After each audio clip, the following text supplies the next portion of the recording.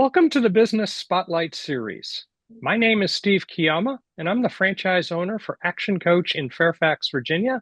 And I'm your host today of the Business Spotlight podcast. And today I have the pleasure to introduce Sachin Agrawal, the founder and CEO of Tarika Group, as my guest. And today we're going to talk about Sachin's business, his journey into business, challenges, best practices, and share a peek into what it's really like to build and operate a business. So if this is your first time on the channel, be sure to like and subscribe to get notifications when a new show like this drops. So Sachin, welcome to the show. Thank you for being here today. And if you would, please give us a little bit of background about who you are and tell us a little bit about your business. Yeah, Steve, thank you for having me in your podcast. And, I sure hope your listeners get some value out of this. So once again, thank you for having me. So Tarika is a privately held company, and I'm a founder and CEO of Tarika. Um, Currently, we really don't have outside investors. We're not private equity backed. And that's really has been very intentional decision at this point, right? Kind of remaining privately owned gives us the flexibility to focus on our business, on building long-term relationships with our clients, and making decisions based on what's really important and valuable for our clients and our team in the future of the business. So we're a managed IT services organization based out of Marysville, Maryland. We do have locations internationally. Just an incredible team, right? Supporting our clients across, the U.S. and our back office team overseas. And currently, we're doing some business in Africa with our product that we have as well. Been in business for about 20 years now, and I tell you, it seems like it was yesterday. Every day is a learning curve, and just enjoying the journey. Oh boy, and journey it can be. Yeah. Let's talk a little bit about roles. You started the business up a pretty good time ago. When you start a business, you find yourself in all wearing all these hats, doing all of these things. What hats do you wear now? Which ones are you still actively doing? It's interesting you asked that, right? And you're right. In the early days, I wore every hat. Mhm. I was in engineering. I mean, you're looking at the sales guy still today. We're a small outfit, right? Project management, being an enterprise architect in the business, which I still, I enjoy that component, so I still do that. But still, customer support, getting hands-on, getting on the desk, done it all, right? I mean, that's what you sign up for when you start a business. Um, but there are those moments, and as you learn and along the way, and now I've transitioned a little more, right? I've taken on more into business development. We'll probably talk about that more, but I'm really not your stereotypical sales guy, right? I don't pick up the phone and call a customer. It's just something I'm not good at. Um, but developing our sales engine is one thing that I'm working on. And artificial intelligence, I mean, that's the big thing everyone's talking about, but I'm heavily immersed into it. And what excites me is the opportunity that we have to enable AI into our clients' infrastructure environments and really train them. That's one big gap that I've seen, that everyone's running for this AI race, and then whereas people are not able to graduate beyond just ChatGPT, Gen AI. And that's an opportunity that I've taken on the helm of, and leading that. So the AI strategy um, and the initiatives around AI automation is what I'm really immersed in with our customers at the moment. So two major functions, and really my goal has been to get 80% out of what I've been doing in the past, and focus on these two areas. While I've got another great leader who's actually taken our ITO ops, and I really can't thank him enough for, really helping me focus on these two initiatives. The way you phrase that suggests to me that the way you're looking at describing business development is as much looking at the landscape of changing technology and looking kind of an R&D role, if you will, of measuring what clients need and how can we better provide services and products that fit the new and evolving technologies available. Am I interpreting that correctly? Yeah, I mean, 100%, right? Um, Typically we get asked, right, Sachin, you put a lot of hours in, how many hours do you work? My team asks me that. So I don't know how you do it. And I ask myself that, how do I do it, right? It's interesting, this just journey of an entrepreneur. And I just think that, the day I stop learning is really the day I stop leading, right? Hmm. So it's not really the number of hours I put into to the business.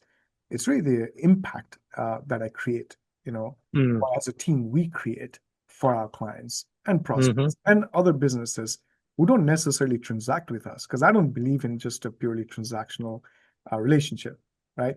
It's about helping people, and that Hmm. excites me.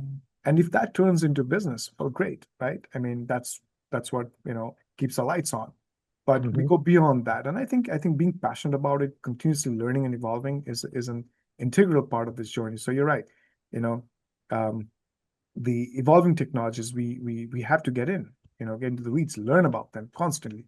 I mean, I'll tell you, every week I have more than probably at this point 3 to 4 meetings in learning about new products. We're constantly looking at, well, what works best in this scenario or that scenario, or have we graduated from you know, um, a stack that we're using? A stack just is a word for the lineup of products we may use to enable businesses, right? So, is that obsolete? Do we continue to use that? So yes, It's an interesting game in this world as the technology moves so fast, isn't it? yeah, 100%. Oh, interesting. Kind of going back to the clients, who are the kinds of clients you serve best? So if you could describe a target market, who are the people you best serve? You know, as a small company, we were very industry agnostic, right? Hmm. And like every sales coach tells you, you got to nail down your TCP, your target client profile. Hmm. And it's tough, right? I mean, Hmm. when there's business on the table and you need that business, it's Hmm. tough to say no. But and we're figuring that out, right? As we scale Hmm. up. Rather than saying this is the industry we want to go for, which is tough, we're going the other way around and saying which are the types of businesses we are not best equipped to serve. So Hmm. rule of Makes sense. elimination, right? So we're in that path right now, right? We're in that Hmm. journey. But fundamentally, our ideal clients are organizations that view technology as a strategic part of their business, right? Rather than just simply a support function. So that's what we will start with. We work with business owners and executive leadership teams, who are looking for more than just someone to fix their computers, right? Hmm. Um, they really want a trusted partner, right? Who can help them kind of navigate technology or cybersecurity, cloud, AI, really, and the decisions that shape their businesses over the next, 5, 10 years. And while we serve organizations across a variety of industries, the clients who benefit most from working with us are those who value those long-term relationships, right? The collaboration that we come up with and the strategic guidance that we provide. And they want someone who understands both business and technology, not just Hmm. talk the tech language. So that's one thing I feel we do really well. And so if you're looking, if someone's looking for an IT, a low-cost IT provider, we're probably not the right fit, right? But if they're looking for a long-term partner who will invest in the success of their business and really help them prepare for the future, I feel that we fit in that profile well, right? So we don't look just for clients. We really look for clients who really want to build long-term relationships with us.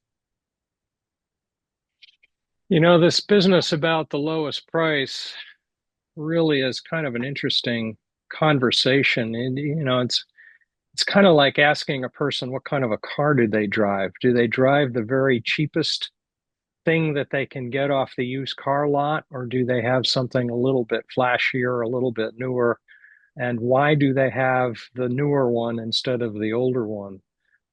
There's something there. There's a reason. Right. And you have to, something I've learned in the course is you have to really be able to say no, right? And Hmm. really say, I'm not the right fit for you. And Hmm. I've started to do that. And interestingly enough, you build a very stronger trust. They come back to you, because you're really able to look at the best interest to see if you can really serve them. Because it's not fair, right? To be able to Hmm. just kind of transact. Again, going back to transaction side of the relationship is I'm the one who wins, but you're the one who loses at the end. And I don't think that's a sustainable path for any business. So building on the relationships allows us to kind of scale our business with our clients and grow with them. And that's how Tarika has been built. Do you feel that builds a uniqueness for you? I believe so. In retrospect, right? You know, you know, what's our true differentiator? Our sales coaching programs. What's your TCP? Why do you think you're special versus the competitors? Yep. I think what makes Tarika special, it uh, really isn't the technology we implement, right? It's hard for me to say that coming from a technology background, right? And my team will probably not be very happy with that. But really, you know, it's really the way we approach those relationships. If I Hmm. go back 20 years and I look at the history, and I thank you for that, right? Going through this Hmm. session with you made me retrospect. And to anyone in the future who wants to probably, look into coming to your podcast, I will encourage them to really go through your material.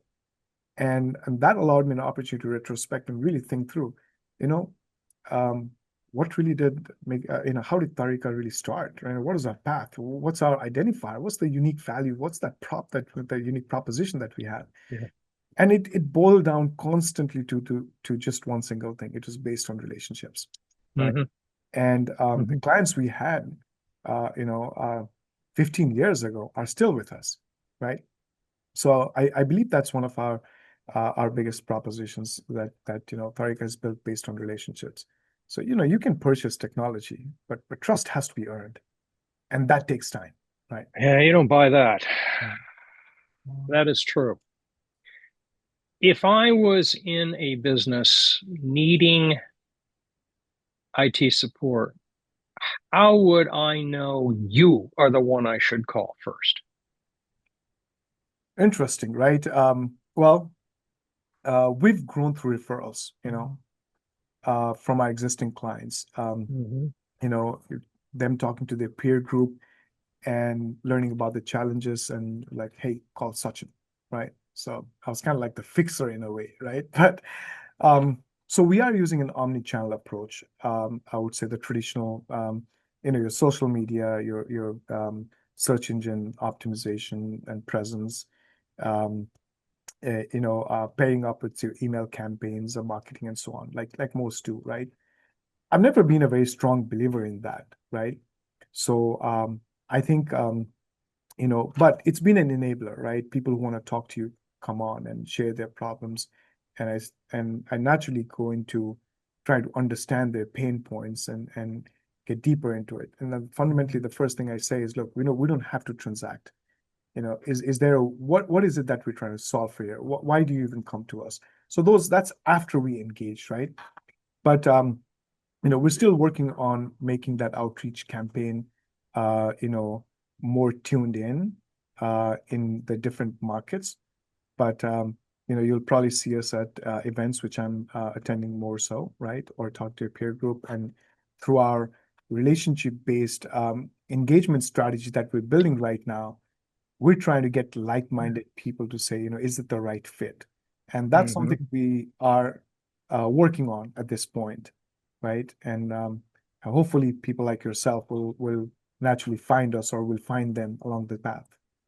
Got it. Got it. Got it. I was going to ask what marketing you found most effective, but it sounds like it's the face-to-face marketing channels that have the best impact for what you're doing. Correct. And stuff, right? I mean, Hmm. there are thousands of in our industry. When you ask what Tarika does, and we say we're a managed IT services company, there are hundreds and thousands of them. And Hmm. one thing I would like to share is we talk about competitors, right? And we're very closely guarded in our processes and our financials and all the things that revolve around your business. You know what in the past year I joined some peer groups, and those peer group sessions had other CEOs. from managed IT services company. And I came with this mindset of I don't know how much I can disclose. And you know, I'm best friends with most of them to Hmm. a point that I don't see them as competitors. I mean, we help each other out. And there have been Yeah. times when they've called me up and say, when we understand they're going through some situation, I'm like, hey man, let me fill in for you. Hmm. Let me have my guys just working, help you solve that problem. So it's a it's evolved into a healthy competition. Maybe I can't speak for all, but in most cases that I've seen, you know, it's our competitors actually have become our best friends, right? And I enjoy that part of the business. Does the word co-opetition come in here? Never heard that before, but I think I'll use that. Yeah. Yeah, I I mean, like there's that. there's times where you're good at this and he's good at that, or you're good at this and this, and he's overloaded in that piece over there, or you're overloaded and can, yeah, there's Yeah, advantages to having that ability. Yeah. absolutely, absolutely. Awesome. Awesome. Let's change gears a little bit. Yep. Why did you choose to go into business in the first place? What was the trigger? Interesting one. You know, um, it's a very personal story, right? I didn't set out to become an entrepreneur, Steve. Anyway, in many ways, I feel this entrepreneurship journey kind of found me. I think I Hmm. always had it because I always talk about business, and Hmm. this international business just excites the hell out of me, right? I'm constantly, I know that US is our primary market, but I'm talking to people in Southeast Asia and in Africa, and my advisors tell me to slow down, but I don't know how to slow down in that aspect because it excites me, right? I mean, Hmm. I know that market, and I feel again I can bring some value, and finding that channel partner in that geolocation and being able to collaborate with them and see what's next for our industry Hmm. is what excites me, right? But coming back to your question, the story of Tarika really began, during one of the most difficult chapters of my life, right? It was in '05 when I lost my father, Mm, and okay. So I'm you sorry for know, that. no, I appreciate that, and at that time, I had a job, right? Hmm. And I made the difficult decision to move overseas to be with my mother, just overnight, right? Hmm. Or rather, I said, let me give it some time, think about it, and if I'm still thinking about this in a few months, then I got to do what I have to do, which is drop everything, be with her, forget about your career, everything's gonna line up. I'm just gonna have to do what I have to do. So that's what happened, right? I decided to, sure enough, a few months later, I decided to pack and and leave. No Hmm. plans. Hmm. And but I had people that I worked with, customers, clients that I was supporting, some pretty intense projects. Hmm. So there's a sense of commitment. I can't just walk away from these commitments. So Yeah. um, I created a transition. There was a transition path I created, brought in my replacement, and did all the things that I needed to do.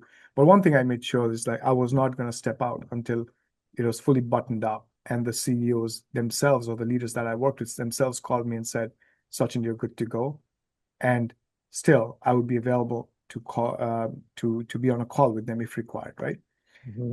And while I was having these meetings, it's interesting. While I was concerned about their business and what the impacts of my departure would be Hmm. and fulfill those gaps, the other side of the story is completely different. Those meetings were like, "Don't worry about it. We'll figure it out, right?" But this is the time you need to focus with your family, and we're going to support you with that decision. And so I did, right? But I had conversations, and some of them asked me, what do you have in your mind for the future? I said nothing. I haven't thought that far out. But if I would do anything, that would be something in technology, most likely, because that's all I know. Hmm. And like yeah, we'll probably connect again in the future. But if we need support, I'm sure we can call them. I'm like, yeah, I'm just on the other side of the world. Hmm. Just time difference. That's it. But you have all Yeah. my digits to be able to connect with me. So I didn't realize that I left with a soft commitment, Hmm. right? And after I got things situated and I was, more aligned with myself, with my family situation, and in due course, I started helping those clients along the way. And that's what that was Tarika. I didn't realize like Uh, it was being formed at that point, and because I needed support, I started bringing in my team together, and organically Tarika was evolving, and and um, you know, and those are the people, Steve, that I'm still connected to today. I mean, that's 20 years ago plus, right? But those relationships are still there today. And not only are they still my clients, every time they step into a new business, I'm their guy they call upon, right? Or they referred us. In fact, the other day, we had reference checks being done by a prospect on us, right? This is literally last week. And I'm like, I don't have a reference deck yet. I should probably build that. But I reached out to a few and say, would you mind doing that? And they're like, look, we're by our phone. We're gonna write. You just send an introduction email, and we'll be there. And they actually followed up with our prospect to say, when are you gonna call us, right? So, uh, and those are again going back to relationships, right? So fundamentally, Tarika was that's how Tarika started, and I think you know, again, I feel we've earned that trust with many of those clients and continue to build on that, right? So I just feel that trust isn't something like you earn once, right? It's like it's a responsibility that we carry every single day. it is. It truly is. That's great. That's a great story. Thank I you. guess I got to ask the question, and this is really a two-part question. Where do you see the business going, and where do you see it going for you? Okay. Well, it's something I'm still working on, right? Look, it's the reality is I don't know. I hope many other leaders and CEOs are asking the same question: is Mm-hmm. why am I doing this? Mm-hmm. And excuse me. And I go through that reality check every day, right? And you know, people ask me, my team members ask me, when I'm on call with them, they're super excited. And sometimes when I'm unable to be that person or be there with them in the daily communications or our cadences, you kind of see that excitement drop. And then they tell me, like, when you come on, we get super pumped up. And I ask one question, like, have you ever thought about my side of the table, right? So what, who's going to motivate me to come to work? Yeah, right. So, I'll talk about that shortly, but I think, evolving from just technology services, as we talked about before, into a true business transformational partner is really our path that we're into, right? Mm-hmm. AI being one of the significant, you know, units that I'm reshaping and forming, and I'm incredibly, excited about helping businesses, become AI enabled, right? Mm-hmm. At the same time, your cybersecurity compliance, I think, will become even more critical. So we'll Oh, continue to yeah. evolve down that path. In fact, we're leading all our initiatives through controls and benchmarks that are industry standard. Although you may not be subject to that, we try to align you to say, are you compliant to this particular framework or benchmark? And I don't want to get too technical in this conversation, but business leaders will understand, your insurance asking questions and possibly, what if you're doing business, let's say with the government and you're subject to certain degree of compliance, what are the things you need to do in your technology environment to be able to make you compliant. So that's how kind of we're leading our services, our managed IT services, right? And and at the end of the day, IT people do look at IT as a cost, which is true. I mean, at the end of the day, you are paying for a division or business unit that becomes your cost center, right? And we become that center. So our constant um, what we're working on at this point is saying, if you are paying us X, what value are we delivering? Are we going beyond that? So Right. all our quarterly business reviews that we have with our clients are geared based on that, is showcasing that value. And our presentations have made it to the boardroom, which was one of my goals. Rather than saying, we want to have a seat there, which is not something you're equipped to just talk about, but your work, if it's showcased and makes it to the boardroom, you've achieved your objective. And there are a lot of material out there about technology in the boardroom. I'm sure your leaders may have read about it. And how do we make it there, right? So that's a path that we're headed into, and I think we're doing an incredibly good job with that. Our team is fabulous in working through that, right? Um, and on the personal side, you know, my goal is not just simply to grow a larger company, which was an aspiration probably when I first started the business, right? Now that has changed as I've grown older and as I've evolved and matured, right? I think it's to build an organization that helps businesses, confidently navigate increasingly, this challenging digital world while remaining kind of true to the values that have guided us from the beginning. So if I were to fall off the face tomorrow, I just hope my team will carry that legacy around and in sustaining and growing the business and carrying over the value chain that has been the fundamental driver for Tarika, right? So yeah, and the future is really not about replacing people, with technology, and it's about empowering them, through technology, and that's where we're headed, right?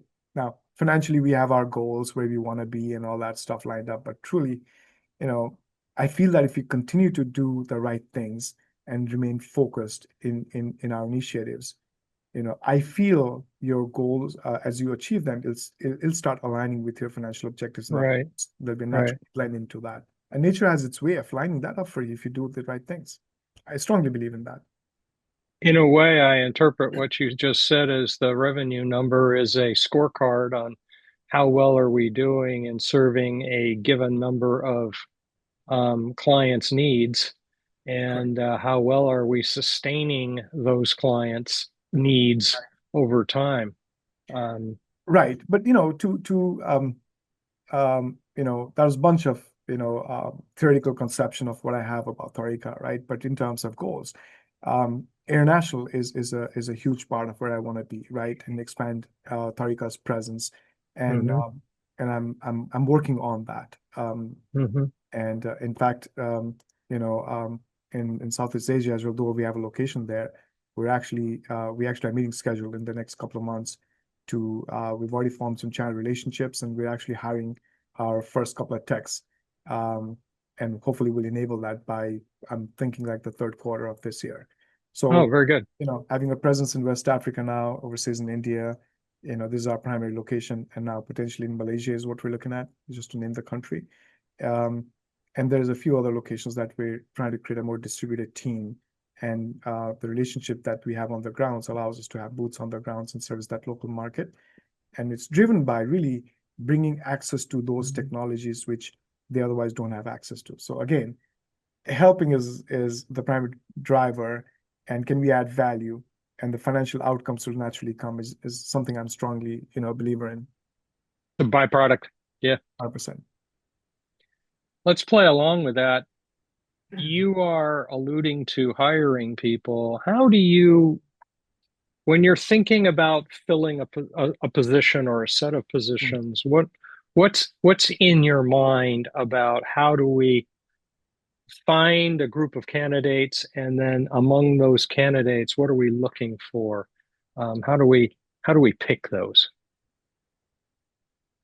Character, right? Mm, So when I started Tarika, I still remember those days when I used to wake up in my pajamas overseas and be in the interview with a cup of coffee, and probably those guys wondered what the hell is this guy doing, right? And it's no longer that, right? But that was the startup days, right? But even today, so I'll come to your question, but in between, um, I stopped doing that in terms of being involved in the hiring process, and let my team manage that activity, do technical assessment, and hmm source the candidate, do the technical assessment, and really put things in place for them to evaluate. And we had an opportunity for a very large engagement, which really changed Tarika in the 2-3 years that we engaged with that opportunity. And we had to go in and hire rapidly. And we were Hmm. talking, we need 20 people this month. We went up to I believe 80 people at that point, right? Wow. And we hired, right? And all our processes were pretty much, we just kind of had to tear them apart because we had a need. And there are financial incentives. Obviously, we had to support a client and we had to do what we had to do at that point. And, you know, 2 years after, it took me 2 years after that engagement ended to step in and, you know, um, unwind all of that. We had all the wrong people, right? It was toxic, it was chaotic, and I love my team, but I just think that it's just certain people are not meant to work with us. They're great people, but we just don't. Our values don't align. Coming to character and values, so I made it a point that the last interview today has to go through me, no matter how busy I am. Um, you know, the team overseas puts it in my calendar. I get all the data, and now our IT director helps me with it. But I'm on every interview, and um, you know, I don't ask the traditional questions about technology because I know I can teach that to you. What I can teach you is the values that you've been brought up with, or Mm-hmm. you have accomplished along the way. So, and I feel, probably that's one gift I have. I do make mistakes, but that one gift I have is I see people through. Most of the times, I make my decision in the first 1 minute or 30 seconds of the call, and Yeah. the rest of the time is really validating that decision, my instinct, my gut feel saying, "Am I right about this person?" Yeah. Um, and many a times, the ones that have been approved have been, I unfortunately have to reject them, right? Mm. It's not about just how good they are in how they perform or their task. It's really about, can this person fit into our culture? Can they work with our team? Because Yeah. that fear of going through that situation again, I don't think I have that in me right now. It was daunting, and so I'm wary about it. And we have misalignment at times where we're like every other company, we're all human beings, but I strive for that. Is we hire for character, right? Develop the talent and really see if we then they can naturally grow with our company and help them build. So. Awesome. Awesome. Awesome. How does that affect your leadership style? And you've got a big enough organization that you've got team leaders in various kind on a very in a hierarchy in some kind of way. How do you lead? How do you find yourself leading this team, this entity, this group of people towards goals? First thing I'll tell you is I'm still learning. Right? I don't think there's ever a perfect leader. And one thing I'll tell you is if you don't have a coach, get a coach. Right. Mm. And I know you're an action coach and we've talked about it. And I'm not saying that to, just help you sell your business or your services. But, I always say, um, which you look at the Olympics or any games, who has made it without a coach? And I feel that while we may think we know it all, I think that coach really keeps you aligned. It's very hard for me to focus on my own business while I'm extremely good at lining things up for our clients because I'm committed to that as well. What I fail on at most times is my commitments internally within my own company, and that hurts me personally, right? Because you make commitments to your team, your colleagues. I don't like calling them employees. Everyone for me is a team. Um, so I think that is we're actually getting a business coach, and that's tremendously helping us. So my leadership style, I would say I'm a very demanding leader, right? Mhm. But first and foremost, for myself, right? But now I feel I have high expectations because I generally care about the people we serve. Again, going back to our journey, the team we built and the responsibilities that come with leading, Tarika or an organization, right? So I'm just a go-getter by nature. Roll up my sleeves and get the job done when needed. And so we like to solve problems quickly. Keep pushing forward. And every significant decision I make, I try to look beyond the immediate outcome, right? Mhm. So the question I always ask myself is, and I encourage my team to ask is, how will this impact our clients, right? Our team, or the culture even, right? The impacts to culture from technology implementation, like artificial intelligence, for example, right? What about our reputation, right? those are the questions that honestly keep me awake at night, right? Because every decision has consequences. So, and over the years, I feel that style is gradually evolving. I'm softening up a little, right? And Hmm. earlier on, I believed, I had to do everything myself. So today, I'm working on intentionally, empowering my team and educating them and delegating more, mentoring them more, and helping them grow, right? And that's still a journey for me. I still need to evolve and get better at it, but I've gotten very good at, I think, delegating now. But um, delegating and forgetting about it is a disaster that I think that I've learned, through my experiences. You do need to have a checkpoints. What is the possible outcome that you're expecting out of that leader, and your checkpoints is what helps them evolve and also give you the desired outcome that you're expecting from them. And then constantly communicating and educating them that look, you have the responsibility to take this downstream to your team because you know if I go directly to them, now you're kind of doing justice to your leaders, but it's Yeah. a continuous process, right? So, you know, I think at times I can become frustrated when things don't go quickly as I expect, right? But again, this is something I'm working on, and empowering our team and delegating and having those checkpoints is kind of helping me a lot through it. Yeah, that's a good point. Where are we going? How do we know we're on track to get there? Yeah, And what and are when we doing to adjust? right, and again, goes back to the question about leadership, right? I don't think leadership is about being perfect, right? And that's if you strive for perfection, you're never going to get there. I think it's about Yeah, right. never stopping the work, right? Of becoming better, and I Yeah. think that's your journey, your transformational leadership style, and I think that's what works best for me as well. There is a phrase I heard one time, um, delegate versus abdicate. And I think what you described here is exactly in that framework. You can't say, "Hey, please do this," and then walk completely away from it.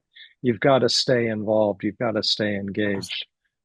Absolutely, absolutely. Because it'll frustrate you if you don't. Because because Hmm. you'll not be able to get the desired outcome, and now you're and we run into that at times. I'll be honest with you. Hmm. But again, it's a journey, right? I mean, you're running a business, you're working with human beings, and that's the reality check you've got to have. And the demanding leadership style, which I've always had, it's tough because you Hmm. set so high expectations for yourself and for your team as well that at times you forget the reality of life. You know. Do you find that's a real good subtlety there? Do you find that the team gets more excited stepping up to the higher standards? In you mean could you rephrase that question, please? You set high expectations I for see. yourself, and they see that. Um, do they get excited being part of something that's at the top of the game instead of just kind of mediocre? Yeah, because um, we talk about leading by example, right? Hmm. Um, and if I'm if I have higher expectations from the people around me and my team, but I'm not committed to that myself, and people see that, right? It's a matter of time. You Hmm. can't shield that. I'm not saying give up on your life. I love activities. I mean, I do a lot of outdoor activities, right? I dive, I golf, there's a lot of activities I'm involved in. But I think communicating to them, right? Again, key is communication here, right? Mm. That you're also a human being. You're not just this untouchable person or who's inhuman, but communicating your life and your own life and showing that you're also a human being and you're vulnerable, you make mistakes, right?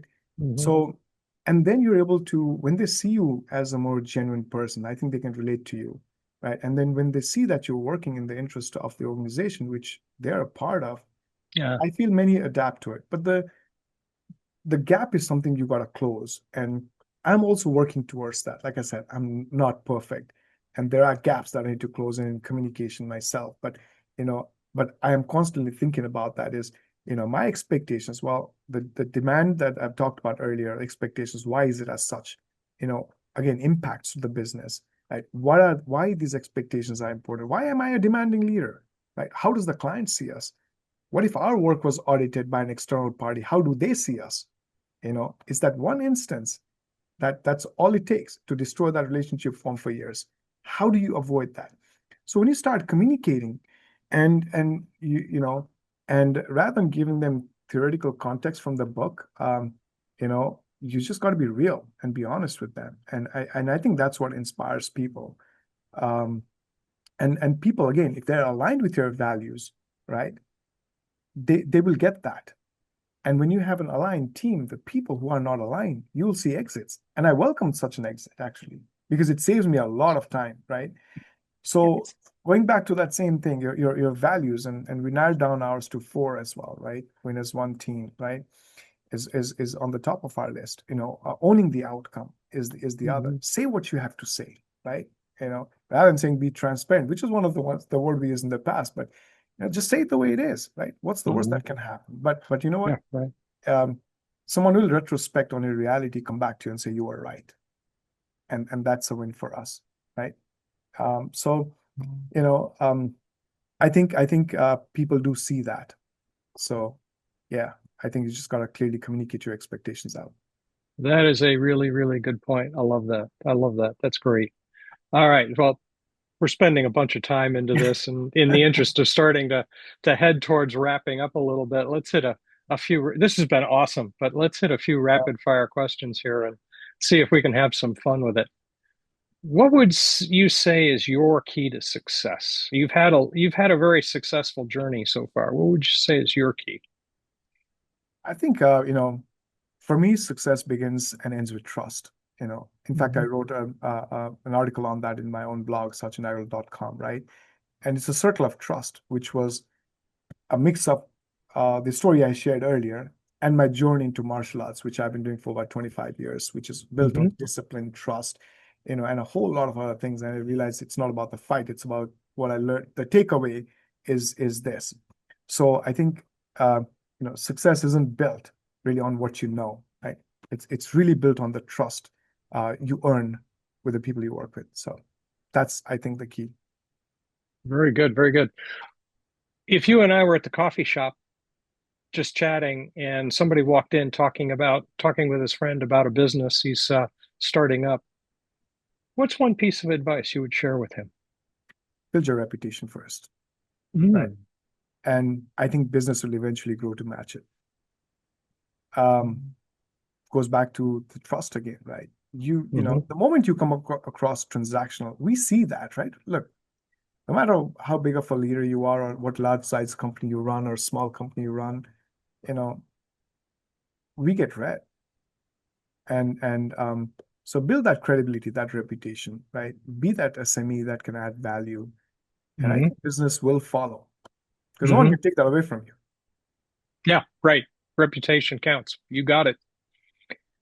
What is one book you've read recently or are reading now that's having impact on what you're doing? How many leaders have a pile of books they say they want to read, right? That's me as well, by the way.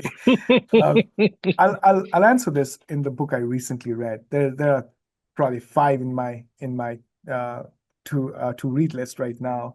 Yeah. But one that recently really made an impact is Rocket Fuel. Another business leader actually advised me, saying, "I think you got to read this book." I looked at the name and I'm like, it kind of sounds funky, but you know what? I'll read it. I don't think I would have bought it on my own, but I did. And that evening, I sat down to read it and I finished the book. I went all through it late night. I think I Mm. started at 1 o'clock, right? You know, so that's a very impactful book because I recognized that I'm naturally a visionary, right? Mhm. I enjoy thinking about the future, challenging, conventional thinking, exploring new ideas and opportunity. I'm the ideation guy. And at the same time, the book reinforced something equally important. That vision just alone isn't enough. Great organizations also need storing or strong integrators, right? Mhm. Now, who can bring structure, execution, and really Mhm. operational excellence to those ideas. Mhm. So a vision, as a visionary, I wake up and, I've got a new idea today. And when you don't have an integrator, now when that idea makes it to your team, you start confusing the heck out of them because you've got new ideas every day, right? So your Hmm. priorities get misaligned. It throws the team off. So I think it's extremely important to have that integrator, which I think I found, and I feel I'm very blessed. He's a good friend of mine, known him for 17 years. And we did this test after this. I read this book. I had him read, and I said, I want you to take this test. Um, Actually, I had him take the test first, I think, and he came out as an integrator, which I knew, but I wanted to just go through this exercise. And when we went through and talked about it, read the book, it made sense. So now I try to step back from trying to be in the weeds, let him do what he does best, so I can still enjoy my journey of being this visionary and growing the organization. Let him run the show, right, on what he does best. But again, we have our checkpoints, like I mentioned earlier. So yeah, this book I would recommend to every business leader.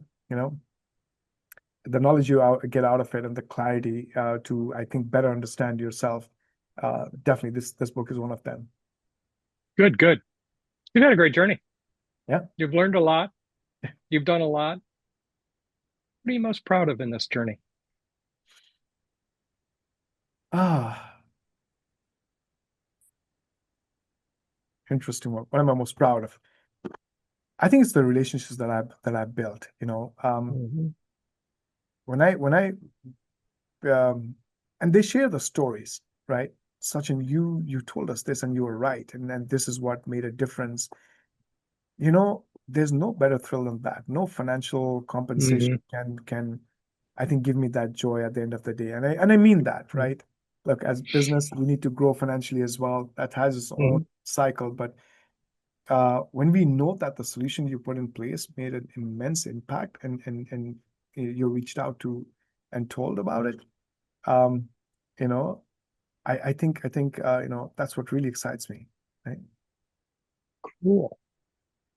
Flipping the question around, just for fun, if you had a magic wand and could magically fix one thing in your business this afternoon, what would it be?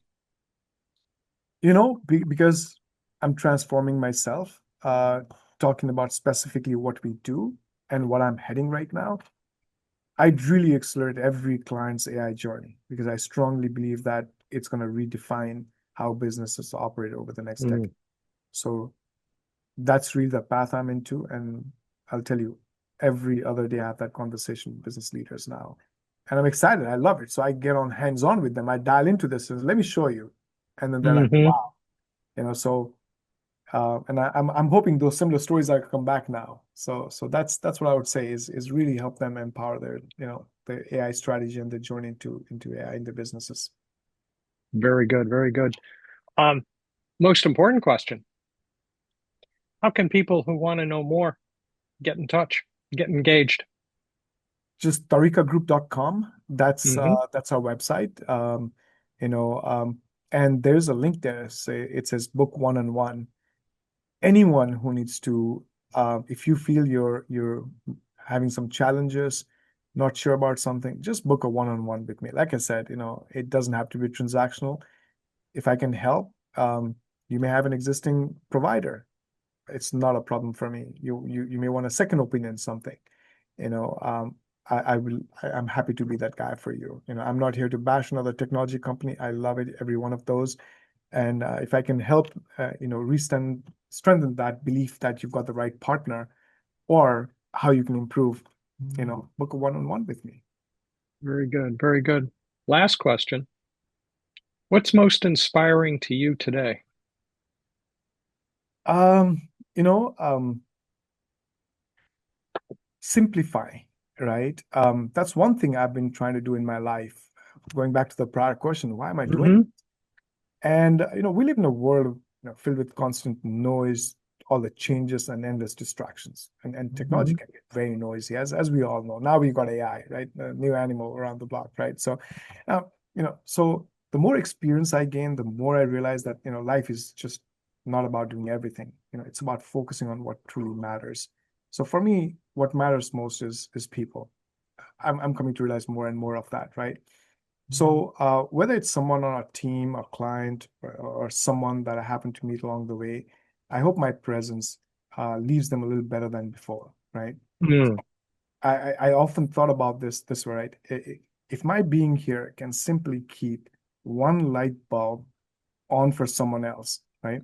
To encourage them, to inspire them, help see the path forward, which actually what Tarika means, or remind them that they're capable of more than what they realize they are, then I believe I've done something worthwhile. So, I just feel that if enough of us did that for one another, I think just, you know, we'd all be better at it, right? So that's what we'd all be inspires. better people. Yeah. Yeah, very good. This has been great. This has been a great conversation. You Thank you. have brought up a lot of really, really valuable points about this journey of business. This isn't, you're right. Business is not just a handful of transactions. It's building a machine in a way of people that can help customers solve problems. And you've brought up a lot of the really, really good points. So I appreciate that. Thank you so much for sharing that. Thank Um, you. yeah, for everybody watching, save the show, go back and listen to it again. Sachin has really added a lot of value into this conversation about how you make a business grow, how you make it go forward, and especially in a moving environment like the high technologies that we're seeing in this game today with AI and all the other, whatever follows AI, I'm sure is going to be even more interesting.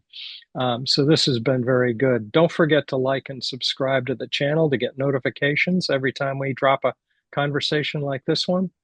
Thank you to everyone who joined us today, and a special thank you to Sachin for being vulnerable and sharing an awful lot of really valuable insight. Thank you. Thank you, Steve, and thank you to your viewers for listening in. Much appreciated.